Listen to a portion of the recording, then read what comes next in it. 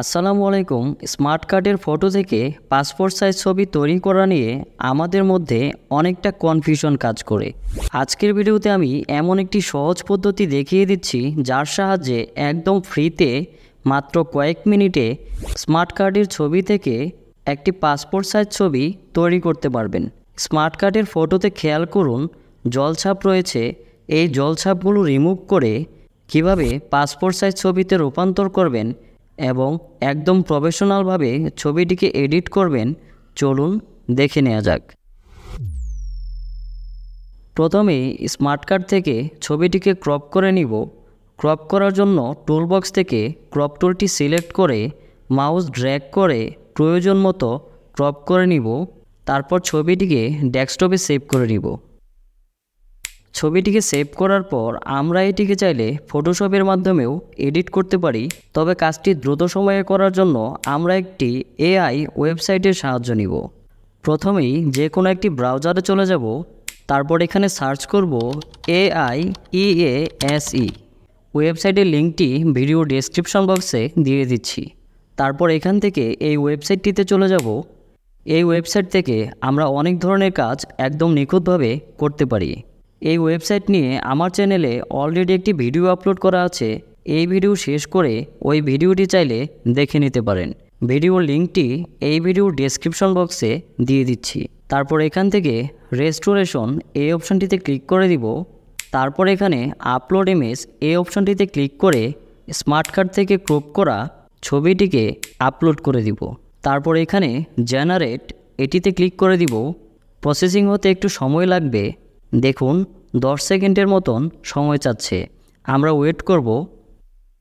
দেখুন দ্রুতই কাজটি কমপ্লিট হয়ে গেল। এবার এটিকে টেনে ছবির পার্থক্যটি দেখে নেই। দেখুন ছবির মধ্যে যেই ওয়াটারমার্ক এবং স্ক্র্যাচ ছিল তা রিমুভ হয়ে গেছে। এবার উপরে ডাউনলোড এটিতে ক্লিক করে লো রেজলিউশন ইমেজ এখান থেকে ছবিটিকে ডাউনলোড করে দিব। এবার আমি ছবিটিকে ফটোশপে ওপেন করে নিচ্ছি। এবার আপনারা চাইলে কিবোর্ড থেকে Ctrl+M প্রেস করে এখান থেকে ব্রাইটনেসটি আরেকটু অ্যাডজাস্ট করে নিতে পারবেন। তারপর এখান থেকে ওকে এটিতে ক্লিক করে দিবেন।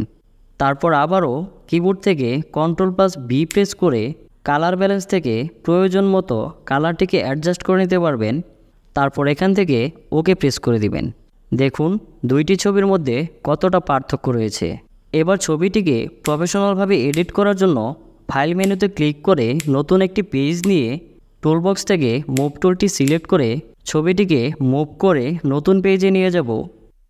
তারপর ছবিটিকে আনসাইজে ক্রপ করে নিব।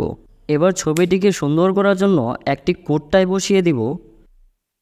কিবোর্ড থেকে Ctrl+T প্রেস করে মাউস ড্র্যাগ করে ছবির প্রয়োজন মতো কোডটিকে অ্যাডজাস্ট করে নিব।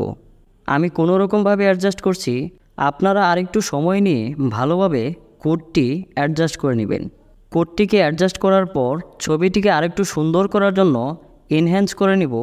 এনহ্যান্স করার জন্য ছবিটিকে প্রথমে ফাইল মেনুতে ক্লিক করে এখান থেকে সেভ এস এটিতে ক্লিক করে ছবিটিকে সেভ করে নিব। এবার আবারও ক্রোম ব্রাউজারে গিয়ে সার্চ করব ফ্রি এআই এনহ্যান্সার। তারপর এখান থেকে কাটআউট প্রো এই ওয়েবসাইটটিতে চলে যাব। ফটো এনহ্যান্সের জন্য আরও অনেক ফ্রি ওয়েবসাইট রয়েছে, আপনি যে কোনো একটি ইউজ করতে পারেন। তারপর এখানে আপলোড ইমেজ এটিতে ক্লিক করে ছবিটিকে আপলোড করে দিব। দেখুন এনহ্যান্স শুরু হয়ে গেছে। ছবিটিকে আগের চেয়ে আরেকটু সুন্দর দেখাচ্ছে। তারপর এখান থেকে ডাউনলোড এইচডি এটিতে ক্লিক করে দিবেন। এখানে আপনার জিমেল দিয়ে সাইন ইন করে ছবিটিকে ডাউনলোড করে নেবেন। তারপর এখান থেকে ডাউনলোড এইচডি এটিতে ক্লিক করে দিবেন। দেখুন কতটা প্রফেশনালভাবে এডিট হয়ে গেছে। এবার এই ছবিটিকে ফটোশপে ওপেন করে দিব।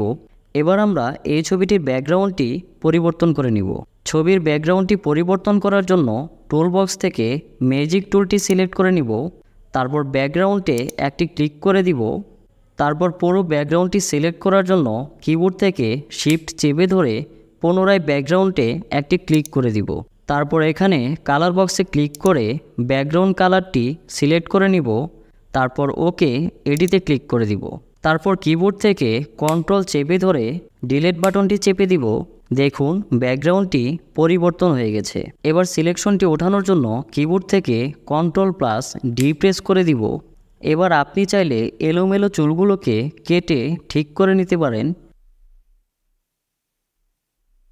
তারপর আপনি চাইলে Ctrl+L প্রেস করে লেভেল থেকে ব্রাইটনেসটি আরেকটু অ্যাডজাস্ট করে নিতে পারেন। তারপর এখানে ওকে এটিতে ক্লিক করে দিবেন। আমি আগের ছবিটি ওপেন করে নিচ্ছি। দেখুন কতটা নিখুঁতভাবে এডিট হয়ে গেছে। আমাদের এডিটের কাজ শেষ। এবার ছবিটিকে পাসপোর্ট সাইজে ক্রপ করে নিব। ছবিটিকে পাসপোর্ট সাইজে ক্রপ করার জন্য টুলবক্স থেকে ক্রপ টুলটি সিলেক্ট করে নিব।